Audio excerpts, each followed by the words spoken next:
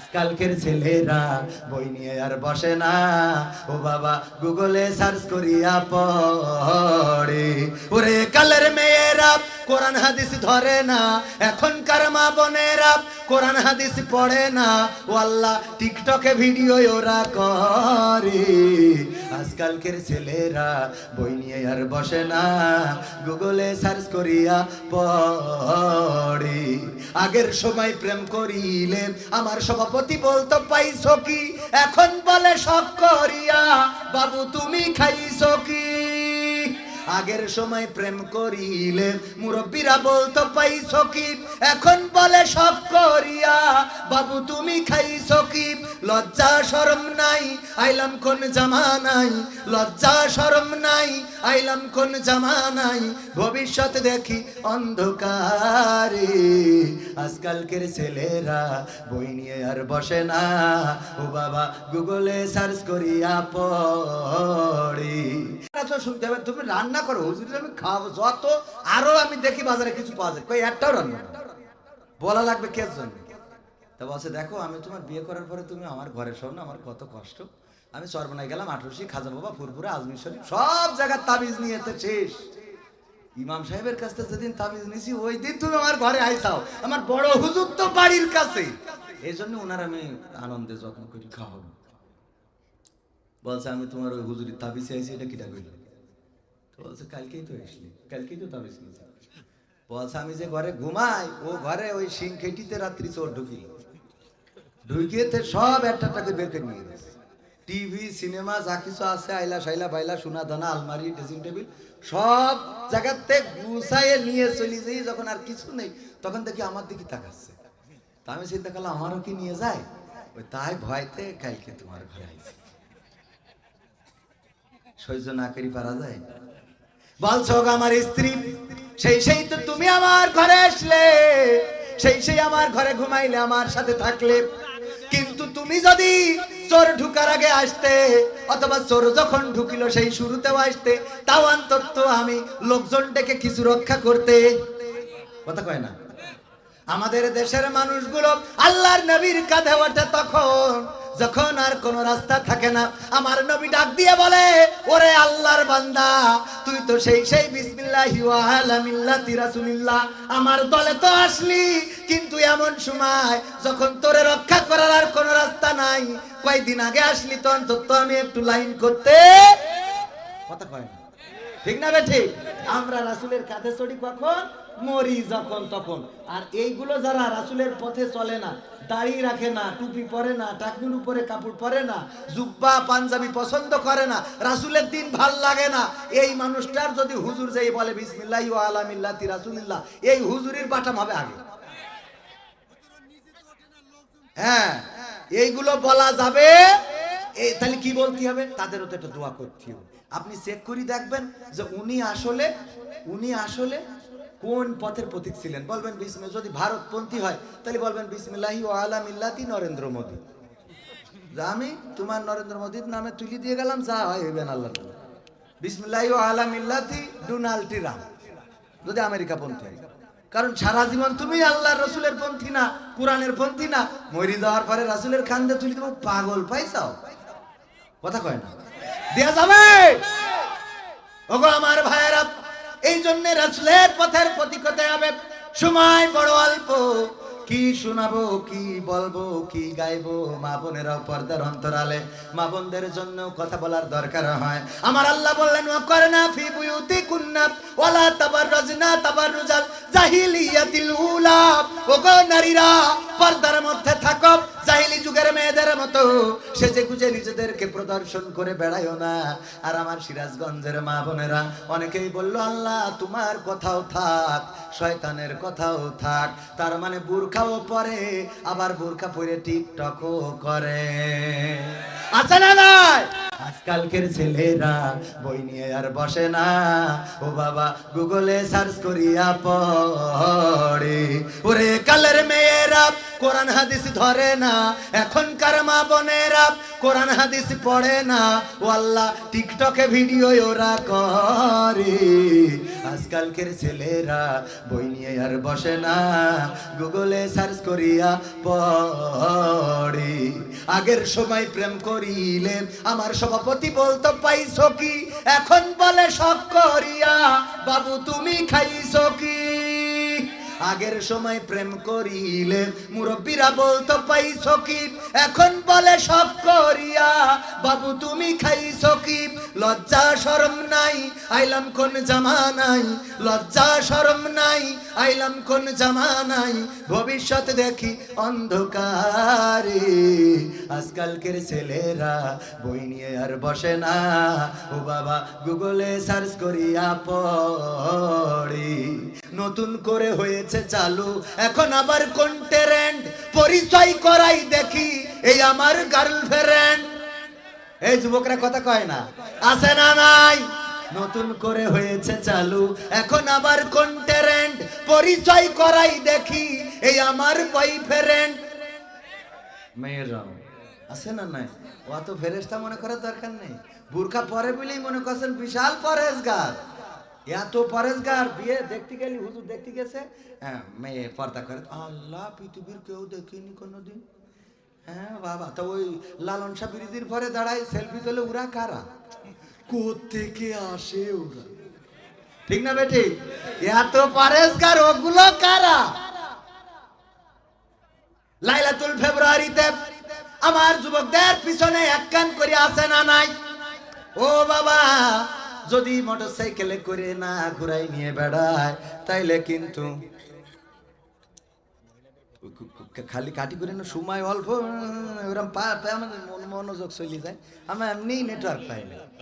হ্যাঁ, তা সে ওই ওরকম আমি বলতে থাকি, দেখি লোকজন যতদূর থাকে। আমরা 10টা মিনিট ইনশাআল্লাহ, হ্যাঁ থাকবেন ইনশাআল্লাহ। আমি ভয় পাইছি, আমার শিশির ভাই কই? হ্যাঁ শিশির ভাই কই? আপনি দাঁড়ান দিন, আপনি আমার সাথে এই কথা বলেন কেন যে 11:30টার পরে লোক থাকে না? আমি তো মনে করছি বাইসে গেছি, 11:30টার পরে যদি লোক চলে যায় তা আমি থেকে করবো কি? আমার তো গুছানো শেষ, আপনারাও চলে যাবেন, আমি মোনাজাত করে চলে যাবেন। ঠিক না বেটে? ভাইয়েরা আমার, অল্প সময়, রাত বেশি নেব না, কিন্তু সমস্যাটা হলো আমি এসেছি আজকে আপনাদের মাঝে, আপনারাও আমার সামনে। আজকের এই রাতটা আমাদের জীবনের শেষ রাত হয়ে যেতে পারে না, পারে না।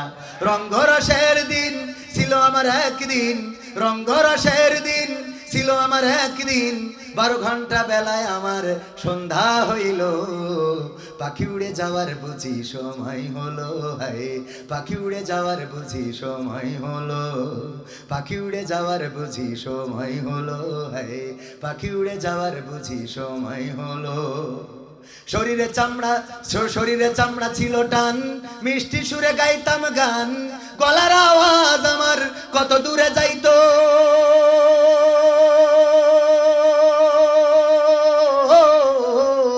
শরীরে চামড়া ছিল টান, মিষ্টি সুরে গাইতাম গান, গলার আওয়াজ আমার কত দূরে যাইতো।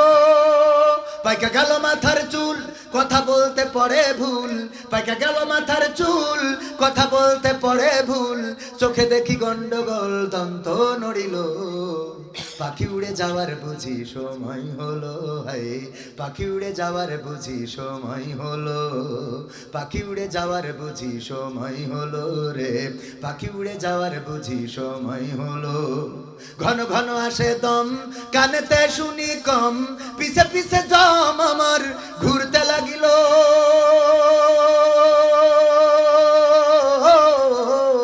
ঘন ঘন আসে দম, কানেতে শুনি কম, পিছে পিছে জম আমার ঘুরতে লাগিল। খাটো হয়ে আসছে পাও, হীন হলো সর্বদাও, খাটো হয়ে আসছে পাও, হীন হলো সর্বদাও, ভাবে বুঝি সময় আমার ফুরিয়ে এলো, পাখি উড়ে যাওয়ার বুঝি সময় হলো। হায় পাখি উড়ে যাওয়ার বুঝি সময় হলো, পাখি উড়ে যাওয়ার বুঝি সময় হলো রে, পাখি উড়ে যাওয়ার বুঝি সময় হলো। এত সুন্দর পরিপাটি খাসায় আমার ছিল খাটি, দিনে দিনে খাসায় আমার জং ধরিল। এত সুন্দর পরিপাটি খাসায় আমার ছিল খাটি, দিনে দিনে খাসায় আমার জং ধরিল। পুরাতন খাসাতে পাখি করে শুধু ডাকা ডাকি, পুরাতন খাসাতে পাখি পাখি করে শুধু ডাকা ডাকি, একদিন আমায় দিয়া ফাঁকি উড়িয়া যাইব। পাখি উড়ে যাওয়ার বুঝি সময় হলো রে, পাখি উড়ে যাওয়ার বুঝি সময় হলো, পাখি উড়ে যাওয়ার বুঝি সময় হলো, হায় পাখি উড়ে যাওয়ার বুঝি সময় হলো। রঙ্গরসের দিন ছিল তোমার একদিন, রঙ্গরসের দিন ছিল তোমার একদিন, 12 ঘন্টা বেলা তোমার সন্ধ্যা হইল। পাখি উড়ে যাওয়ার বুঝি সময় হলো, হায় পাখি উড়ে যাওয়ার বুঝি সময় হলো, পাখি উড়ে যাওয়ার বুঝি সময় হলো রে, পাখি উড়ে যাওয়ার বুঝি সময় হলো। পাখি উড়ে যাওয়ার সময় শুধু কি চুল পাকলে হয়, দাড়ি পাকলে হয়, বুড়ো হইলে হয় না, যৌবনকালেও মারা যেতে পারেন। আল্লাহ প্রতিদিন কত মানুষের মৃত্যুর খবর আমাদের কানে এনে দেন, একদিন আমাদের মৃত্যুর খবর মানুষের কানে পৌঁছে যাবে। যেই লোকটা গান গেয়েছিল, চোখেরই পলকে তুমি হতে পারো লাশ, চিরতরে বন্ধ হবে তোমারই নিঃশ্বাস, হবে আলাম তোমারই নাম মসজিদের মাইকে, হবে আলাম তোমারই নাম মসজিদের মাইকে।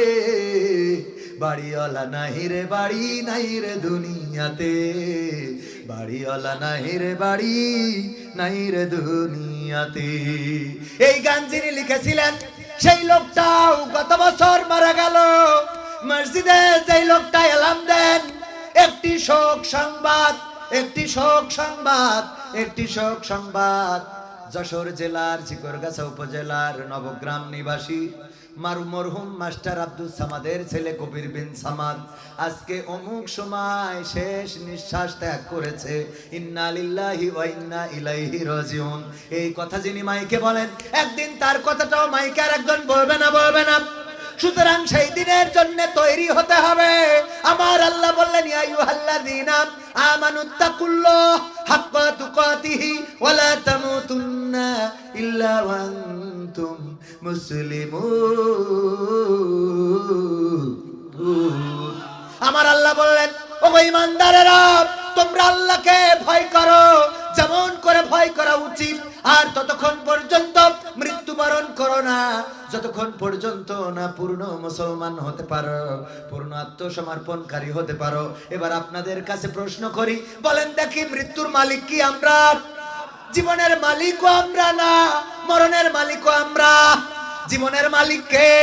আমার আল্লাহ বললেন, আল্লাযী খালাকাল মাউতা ওয়াল হায়াতা লিয়াবলুয়াকুম আইয়ুকুম আহসানু আমালা ওয়া হুয়াল আজিজুল গফুর। আমার আল্লাহ বললেন, ও আমার বান্দারা, আমি সৃষ্টি করলাম জীবন এবং সৃষ্টি করলাম মৃত্যু, আর তার মাঝখানে তুমি দিয়ে দিলাম তোমাদের একটা সময়। আমি এই সময়ের মধ্যে পরীক্ষা নিয়ে দেখতে চাই কারা আমলের দিক থেকে এগিয়ে। অথচ এখন আমরা আমলের প্রতিযোগিতা নয়, বরং বদ আমলের প্রতিযোগিতায় এগিয়ে আসি। বলেন ঠিক কিনা? ফজরের আজান হয়ে যায়, মসজিদের নামাজে লোক পাওয়া যায় না। মাত্র কয়েকদিন আগে 21 তারিখ ছোট্ট করে একটা ঝাঁকুনি দিয়েছিল, ঠিক না বেঠিক? ছোট্ট করে একটা ঝাঁকুনি দিয়েছিল, এবার কিন্তু শোনা যায় নাই। যদি আগের সরকার ক্ষমতায় থাকতো তাইলে হয়তো বলতো, আমরা ভূমিকম্পের থেকেও শক্তিশালী, ঠিক না বেঠে? ওগো আমার ভাইয়েরা, কিন্তু ভূমিকম্পের উপরে শক্তি কি কারো আছে? সামান্য ঝাঁকুনি দিয়েছে, এই ঝাঁকুনিতে গোটা বাংলাদেশ কেঁপে উঠলো। ভাই জানেরা আমার, ওই দিন ফজরের নামাজ কারা কারা আদায় করেছিলেন? মসজিদে ফজরের নামাজ কারা কারা আদায় করেছিলেন? যদি ওই দিন পৃথিবীটা আল্লাহ উল্টে দিতে চাইতেন, অথবা বাংলাদেশটাও যদি উল্টে দিতেন, বলেন দেখি, আল্লাহ যদি বলতেন গোটা জীবন জিন্দেগির হিসাব নেব না, সব বাদ দিলাম, আজকে ফজরের নামাজটা যার যার হয়েছে আমি তার জান্নাত দিয়ে দিলাম, বুকে হাত দিয়ে বলেন 21 তারিখে ফজরের নামাজ কয়জনের হয়েছিল? হাত তো কিছু করতে হবে না, কারণ যারা পড়ে নাই তারা লজ্জায় পড়ে যাবে। বুকে হাত দিয়ে বলেন কয়জনের ফজরের নামাজটা হয়েছে? আর হইলেও মসজিদে হয়েছে কয়জনের? জামাতের সাথে হয়েছে কয়জনের? ওগো আমার ভাইয়েরা, যদি না হয়ে থাকে, মৃত্যু তো আপনার পিছনে ছুটে বেড়ায়। জীবনের শেষ দিনটা কোন দিন আসবে জানি না। আমার বাবা একজন ওয়াইজিন ছিলেন, বক্তা ছিলেন, স্কুলের প্রাইমারি টিচার ছিলেন, আবার ওয়াজ করে বেড়াতেন। শুক্রবারের দিন আব্বা বের হয়ে চলে আসলো। ওই যে বের হয়ে চলে আসলো ওয়াজ করার জন্য। ঝিনেদা জেলার কালীগঞ্জের বেতুলিয়া গ্রামে ওয়াজ করেছিল। পরের দিন সকালবেলা আর বাড়িতে ফিরতে পারে নাই। ওই দিন রাত্রে নাকি ওয়াজ করেছিল। ওখানকার শ্রোতা যারা ছিল তারা বলল, ওগো কবির বিন সামাদ ভাই, আপনার বাবা আজ থেকে 24 বছর আগের কথা বলছি, আমার আব্বা ওয়াজ করেছিলেন বিশ্ব নবীর একটা হাদিস। বললেন, ওগো মুসাল্লিরা, ওগো আমার শ্রোতারা, আল্লাহর নবী সাল্লাল্লাহু আলাইহি সাল্লাম একদিন নামাজ আদায় করে আসরের নামাজের পরে মুখটা ঘুরালেন সাহাবীদের দিকে আর বললেন, ওগো সাহাবীরা, বলো দেখি তোমরা মৃত্যুকে কে কিভাবে চিন্তা করো? একজন সাহাবী দাঁড়িয়ে বলল, ওগো বিশ্ব নবী, আমি চিন্তা করি আজকে ফজরের নামাজ আদায় করেছি, আগামী কালকের ফজরের নামাজ আমার কপালে আর নাও জুটতে পারে। আল্লাহর নবী বললেন, তুমি তো দুনিয়াদার, তোমার তো দুনিয়ার চিন্তাটাই বেশি, আখিরাতের চিন্তা তোমার তেমন নাই। আর একজন ব্যক্তি দাঁড়িয়ে বললেন, ওগো নবী সাল্লাল্লাহু আলাইহি সাল্লাম, আমি চিন্তা করি আমি আজকে জোহর পড়েছি, আসর আমার কপালে আর নাও জুটতে। আর একজন আল্লাহর নবী বললেন, তুমিও তো ওইরকম, ওইটার মতো দুনিয়াদার। আর একজন বললেন, ওগো বিশ্ব নবী, আমি চিন্তা করি আমি মাগরিবের ফরজ নামাজ আদায় করেছি 3 রাকাত, আল্লাহ যদি সুযোগ না দেন তাইলে আমার কপালে আর সুন্নাত 2 রাকাত আদায় করা নাও হতে। আল্লাহর নবী বললেন, তুমিও তো দুনিয়াদার, এমন চিন্তা কেন করতে পারো না? সাহাবীরা আমার, ডান দিকে সালাম ফিরিয়েছো, আমার রব যদি না চায় তাইলে তুমি আর বাম দিকে সালামটাও ফিরাতে পারবা। আল্লাহ যদি না চান আর ওই সালামটা মুখটা ঘুরিয়ে বাম দিকে ফিরাবেন, এটা নাও হতে পারে। যেই ঘুমটা আজকে দিবেন, আল্লাহ যদি চান কালকে ফজর হবে, আর আল্লাহ যদি না চান কালকে কবর হয়ে যাবে। ওগো আমার ভাইরা, মৃত্যু প্রতিদিন আমাদের প্রতিনিয়ত ডেকে চলেছে। যেই মানুষটা সকালবেলা আশা নিয়ে বাড়ি থেকে বের হয়ে যায়, কত মানুষ আছে আর ওই বাড়িতে ফেরা হলো না। আমার বাবার মতো যেদিন ওয়াজ করার জন্য বিকেল বেলা বের হয়ে চলে আসলো, পরের দিন সকালবেলা খবর আসলো আমার বাবা অ্যাক্সিডেন্ট করেছে, বাড়িতে আসলাম, মা জননী দেখি উঠানে গোড়াগড়ি খায়। আমি বললাম, মা কি হয়েছে? বলল, তোমার বাবা নাই, বাবা নাই। আমি যখন ওই লোকজনের সাথে রওনা করলাম, রওনা করে আসতেছি আর আল্লাহকে বলছি, ও রব, তুমি একটা বার আব্বাকে ডাকার সুযোগ করে দিও। আল্লাহ তুমি বাঁচিয়ে রেখো, অ্যাক্সিডেন্ট করেছে, আল্লাহ তুমি আহত অবস্থায় রেখো, নিহত করো না। যশোরে যেই লাশ রাখে যেখানে সেখানেই খুঁজে বেড়ায় আব্বার সহকর্মীরা। আমি ছোট মানুষ, 14 বছর বয়স, বললাম, লাশের মধ্যে কেন বাবাকে খোঁজেন? কেন অসুস্থ অথবা আহতদের মধ্যে খুঁজে যায় না? ওরা ওখান থেকে আমাকে নিয়ে আসলো 12 বাজার। দেখলাম আব্বার গাড়িটা রয়েছে পুলিশ ক্যাম্পে, পুলিশ ফাঁড়িতে। তারপরে বলল, লাশটা রয়েছে থানার সামনে। যখন কালীগঞ্জে থানার সামনে ঢুকলাম, দেখলাম চাদর দিয়ে বাঁধা আমার বাবার দেহখান। যেই বাবা আগের রাতে ওয়াজ করেছেন, পরের দিন সেই বাবার নিথর দেহ, কান থেকে টপ টপ করে রক্ত পড়ে।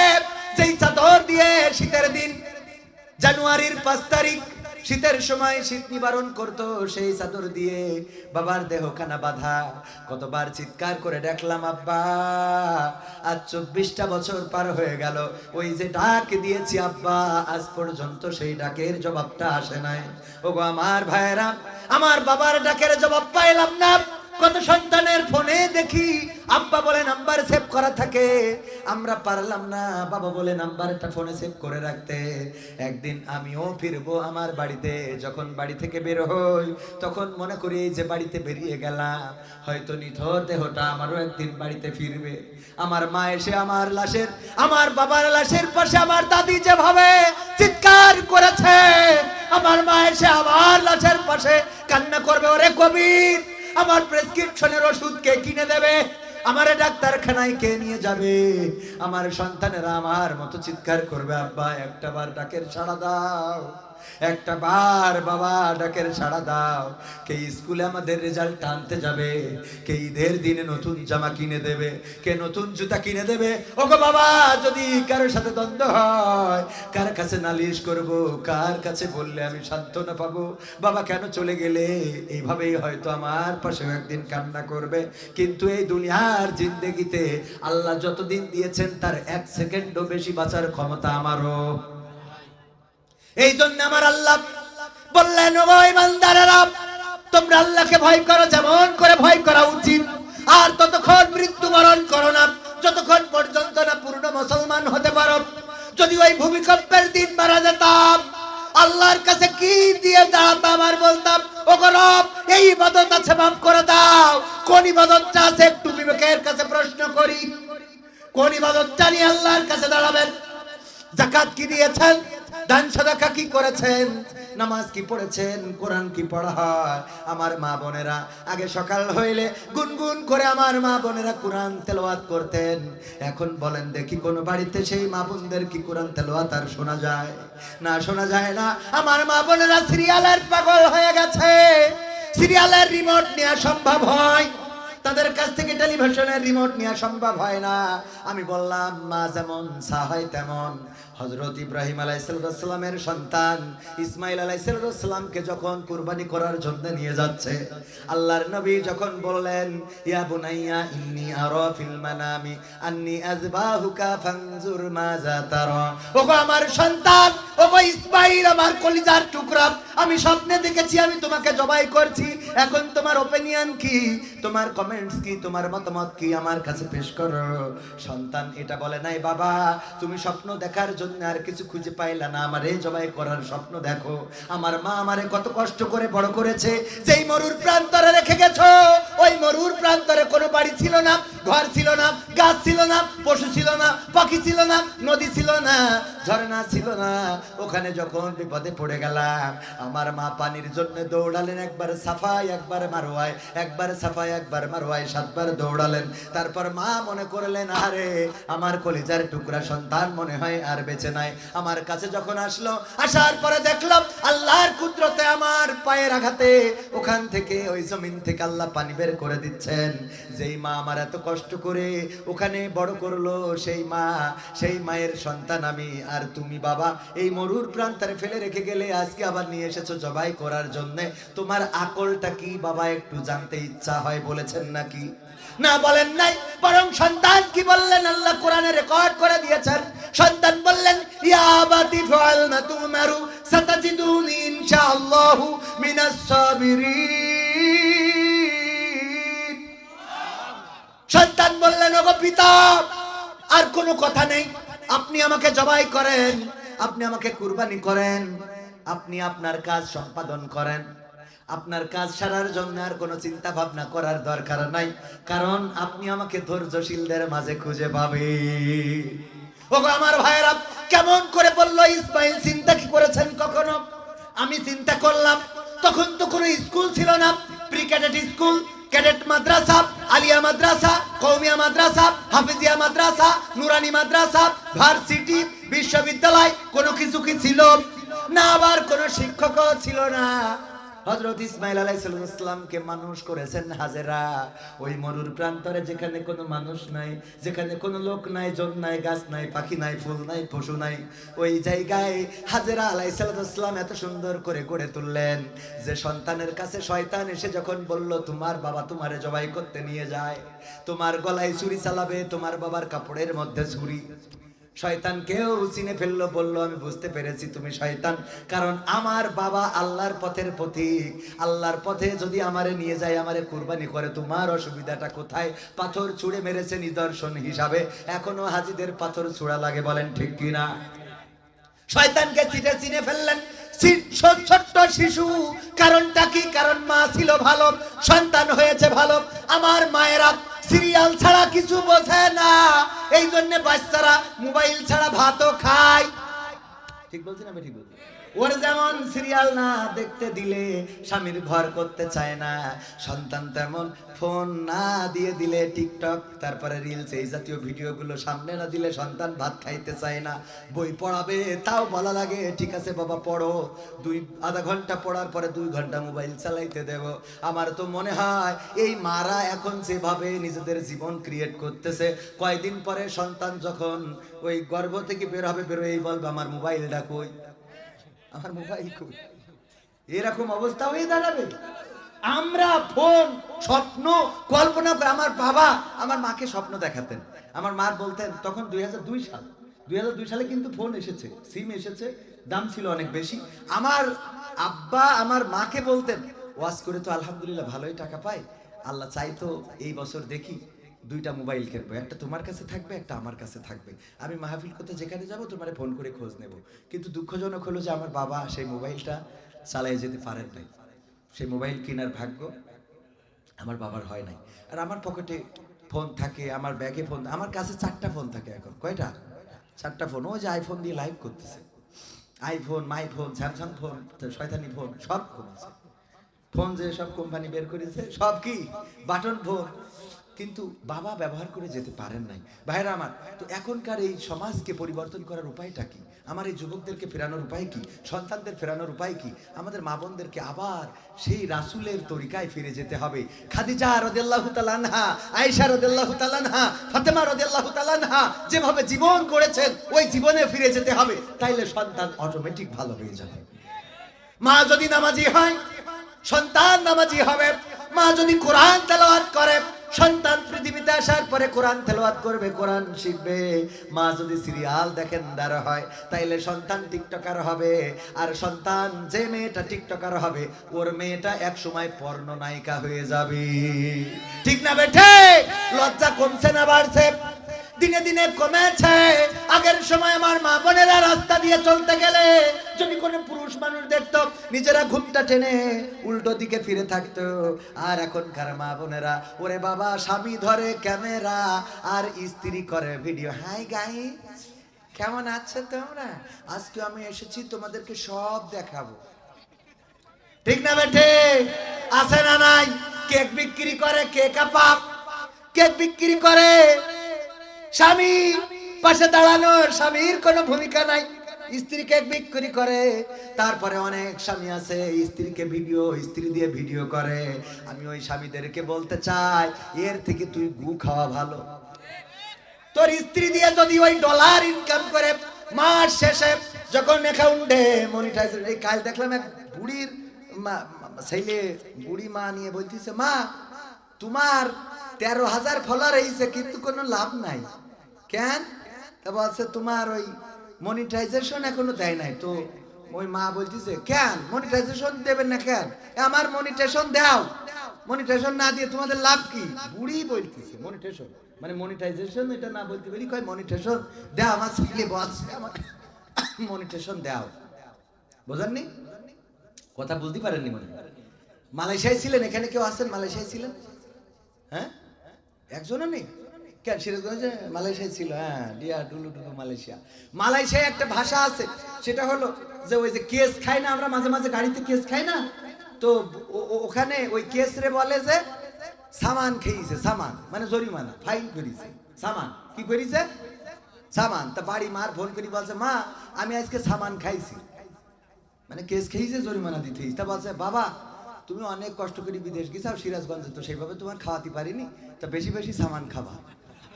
বেশি বেশি কি খাবা? সামান খাবা বাবা, বেশি বেশি খাওয়া বাবা, খাও ভালো। হ্যাঁ, তো এখন এই যে সামান তো বোঝা লাগবে, বোঝেননি?